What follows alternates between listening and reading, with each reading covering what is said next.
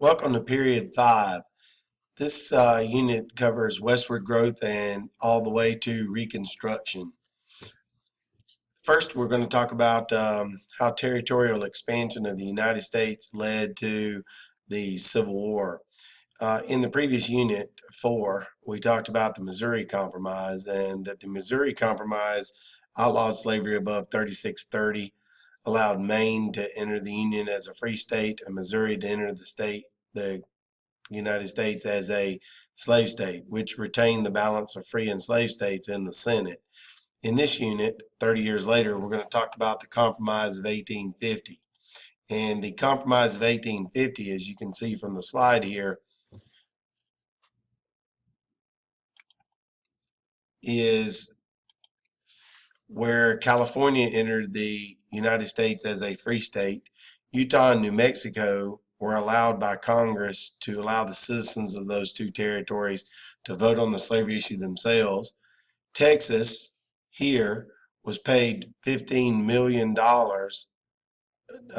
million, I'm sorry, by the United States government to allow New Mexico to control this territory.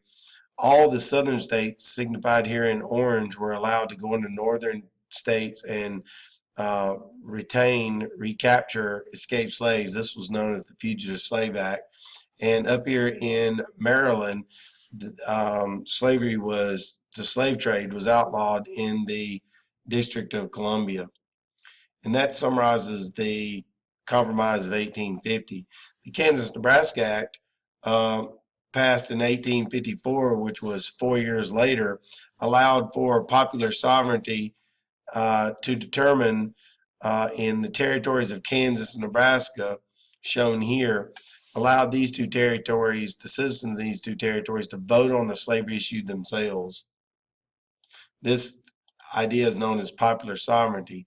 The problem with popular sovereignty is that in Kansas it leads to bleeding Kansas, and this is a conflict caused by citizens from Missouri who illegally entered the territory of Kansas and voted illegally in the election to determine whether the Constitution of the state of Kansas would include slavery or not. Bleeding Kansas was caused, one of the events that led it off was John Brown.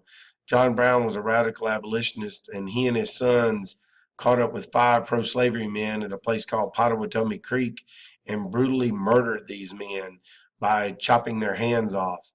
And this begins a period in Kansas known as Bleeding Kansas. In this photograph, you can see some anti-slavery men have even retained a cannon to use against pro-slavery forces.